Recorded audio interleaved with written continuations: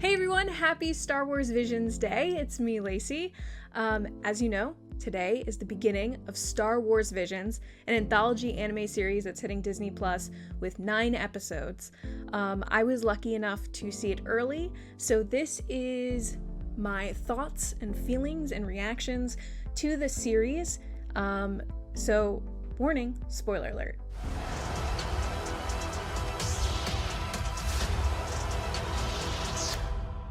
Star Wars Visions is an anthology of animated shorts celebrating Star Wars through the lens of the world's best animated creators and storytellers. This non-canon series features 9 episodes from varying Japanese animation studios, reimagining our favorite galaxy far, far away in a way that only anime can. I gotta tell you guys, this series is absolutely awesome. As someone that's been an anime fan my whole life, it is the perfect balance of the Force, in that it has everything that I love about Star Wars and anime in so many different ways. It features stories about love, loss, friendship, war, and most importantly, hope, so I'm sure we can all relate to that as Star Wars fans.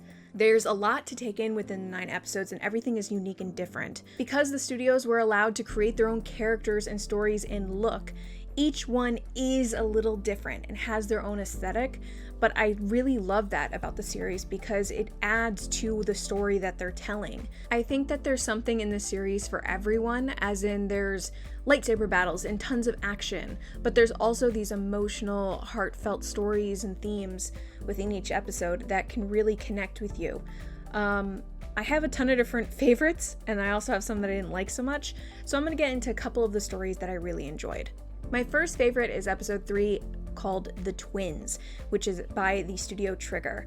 It has the voices of Alison Brie as Am and Carr, who is voiced by Neil Patrick Harris. It starts off with 2 Imperial ships that are connected by this thing called a hypercannon, which looks like something from Crate that we see when they're attacking the base, or what's inside of Starkiller Base. So it's like this gigantic Star Wars-y cannon. But what's interesting about this episode in particular is that it's the story of 2 twins that were created and raised within the dark side to take over the galaxy and rule everyone. So naturally, as a Star Wars fan, you've always questioned, like, what would happen if Luke and Leia were raised within the dark side and did kind of take over. So this one was really, really cool. I loved the look of it. It looked like a classic anime that I grew up with, like a Sailor Moon or a Gundam Wing. I loved the space battle scenes and just the use of the Kyber Crystal and the power core. There was so much about it that I just really, really loved, and I thought it was really interesting and exciting. The fact that the character Carr is able to pull a holdo maneuver on the front of an X-Wing and slice open the armor chest of Am to then kind of release her from this dark side energy is just like, guys, all the Sailor Moon vibes, which was probably my favorite anime growing up. So I did have this moment of like, oh, this is so cool. This is so like fun. And I loved the use of like just like force powers and force lightning. I loved how they used sound effects from R2-D2 for our duo. And I just really liked the family dynamic between Am and Carr and just how they were battling it out, and it's like you want them to work it out and just go to the good side naturally. But the voice acting was just like top notch and very, very good. And I think it ended in a really good way so that it left it open that there could be more. There could be a movie, there could be a series, there could be other episodes. And this was the first in the series, which is episode 3, but that I felt like I was like, oh my gosh, I want so much more from this. You know, this isn't enough for me. So yeah, I loved it. That was my first one that I really, really liked. My other favorite was episode 5, which is The Ninth Jedi.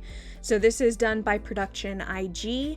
It tells the story of Cara, and she is helping her father, who is a lightsaber smith, make lightsabers for this guy named Master Juro, who has put out a call to the galaxy to bring Jedi back to this aerial temple to give them lightsabers, but also to like restore the galaxy peace and to get the Jedi back together. So, first of all, callbacks to Order 66 and everything, and where the galaxy is after that happens.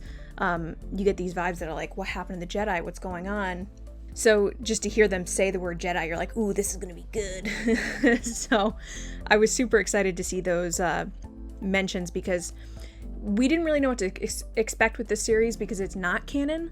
But they did a really good job of working in elements of Star Wars without it making it confusing or trying to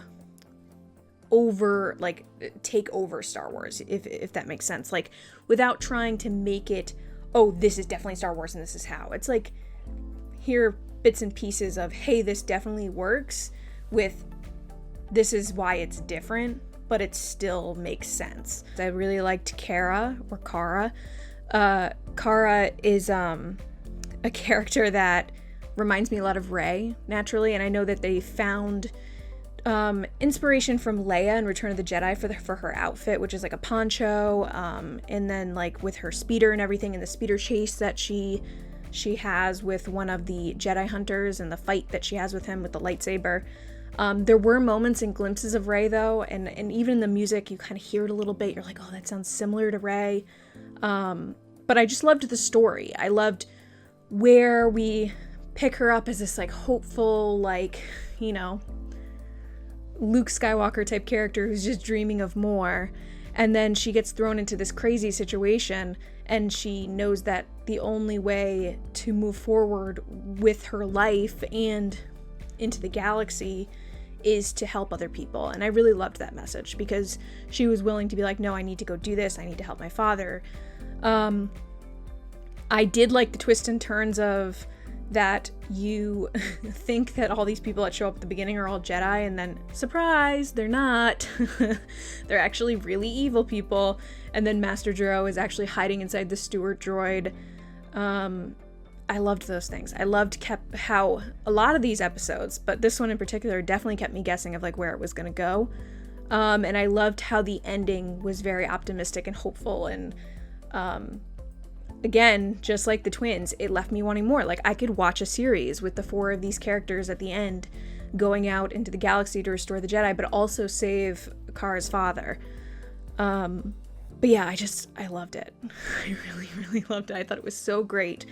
And I know people really liked The Village Bride, which was also great. And then obviously The Duel, which is the first of the series, with Ronan, who's in the book that's coming out on October 12th.